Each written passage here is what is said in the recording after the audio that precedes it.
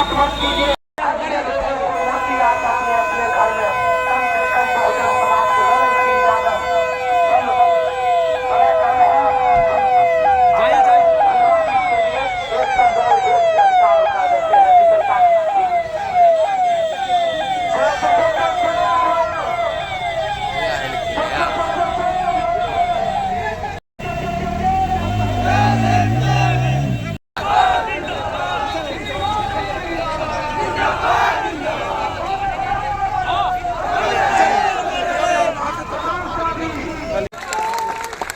तो ये साथियों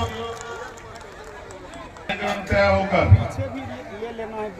और फिर समय की कमी कारण नहीं हुआ था। फिर ये कार्यक्रम 13 तारीख में तय हुआ,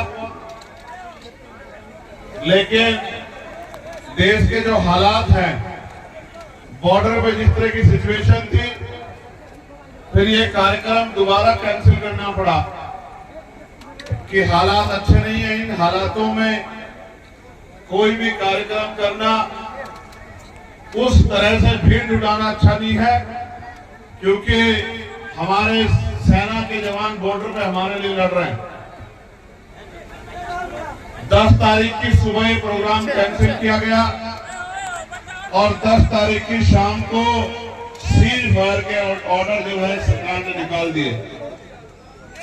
लेकिन परसों रात में भीम आर्मी के पूर्व अध्यक्ष अमर ज्योति जी ने मुझे फोन किया कि अभी प्रोग्राम कैंसिल नहीं हुआ है, अगर आप चाहें समय दें तो वहां के लोगों की इच्छा है कि मूर्ति का अनावरण हो जाए। और पूर्व अध्यक्ष जी के कहने के कारण ये प्रोग्राम की फिर डेट तय की गई कि 13 में कार्यक्रम होगा। हालांकि मेरे मन में बहुत इच्छा थी कि मैं आपके बीच में आके कुछ घंटे बिताऊं। मां बहनों के, बड़े बुजुर्गों, नौजवान साथियों के आग्रह पर कि आप 5 मिनट के लिए पंडाल में चलिए, वहां माए बहनें इंतजार कर रही हैं। फिर मुझे इधर आना पड़ा। तो मैं आप सबका आभार प्रकट करता हूं। मैं बस एक ही बात आपसे कहना चाहता हूं, आपने बाबा साहब अम्बेडकर की बहुत अच्छी स्टैचू लगाई। मेरे दिल में बहुत खुशी हुई स्टैचू को देख के, लेकिन पीड़ा यह है कि बाबा साहब अम्बेडकर की स्टैचू तो आपने लगा दी, क्या बाबा साहब अम्बेडकर के विचारों पे भी आप चलोगे नहीं चलोगे? तो अगर बाबा साहब अम्बेडकर के विचारों पे चलोगे तो तभी इस गरीबी, बेबसी, लाचारी, बीमारी, तमाम तरह की परेशानियां, पढ़े लिखे नौजवानों की बेकदरी और तमाम तरह की समस्याएं जो सड़क की हो, घरों की हो, मैंने अपनी आंखों से देखी है। धूल मिट्टी, हमारी पुलिस की बहनें भाई भी परेशान हो गए। ये जो पूरे हालात आजादी के लगभग 80 साल होने को आ गए हैं। कहते हैं कि 80 साल में युग बदल जाते हैं, दुनिया बदल जाती है। 20 साल बाद एक सदी पूरी हो जाएगी, लेकिन भारत में अभी भी, और भारत के हिस्से बिहार में अभी भी दलितों, पिछड़ों, आदिवासियों, मुसलमानों और अन्य धार्मिक अल्पसंख्यकों के हालात नहीं बदले हैं। इस बात को देख के मुझे बड़ी तकलीफ हो रही है।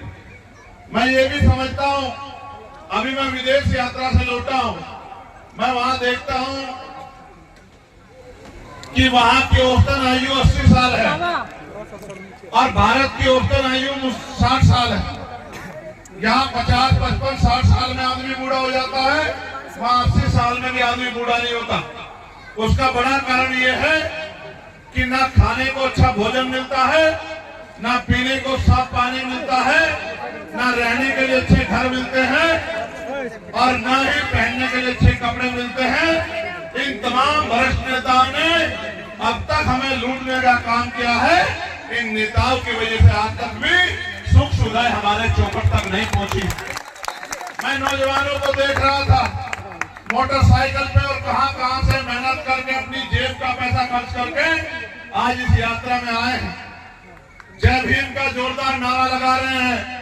मैं ये भी देख रहा हूं कि किसी की चप्पल भी बहुत अच्छी नहीं है, किसी की चप्पल टूटी हुई है, किसी का जूता टूटा हुआ है, लेकिन जोर जोर बाबा साहब का नारा लगा रहे हैं और गाड़ी के अंदर झांक झांक के मुझे देख रहे हैं।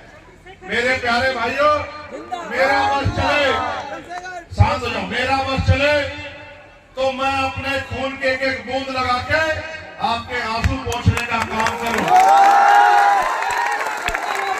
लेकिन मैं हालात से मजबूर हूं, क्योंकि भारत में लोकतंत्र है और लोकतंत्र में जिसे आप वोट देकर राजा बनाते हो उसी की कलम में इतनी ताकत होती है कि आपकी जिंदगी बदल दे।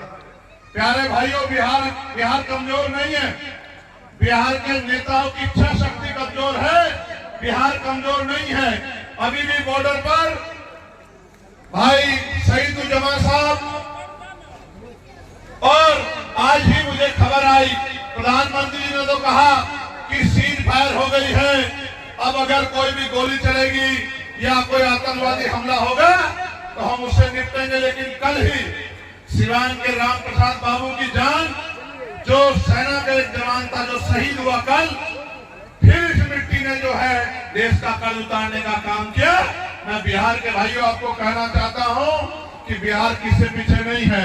जिस दिन यहाँ नेताओं में इच्छा शक्ति पैदा हो गई, जब इन नेताओं के दिन बदल सकते हैं, एक बार एमपी एमएलए बनने के बाद इनके घरों के हालात बदल सकते हैं, इनके घरों पे गाड़ी और सुख सुविधा आ सकती है, तो इस गरीब समाज के हिस्से में भी सुख सुविधा आ सकती है अगर नेताओं की इच्छा शक्ति हो जाए। प्यारे भाइयों बहनों, मैं ज्यादा समय नहीं खर्च करना चाहता, क्योंकि आप जानते हैं मैं अपनी तरफ से पूरा प्रयास करता हूँ, एक एक मिनट को लगाने का काम करता हूँ काम में।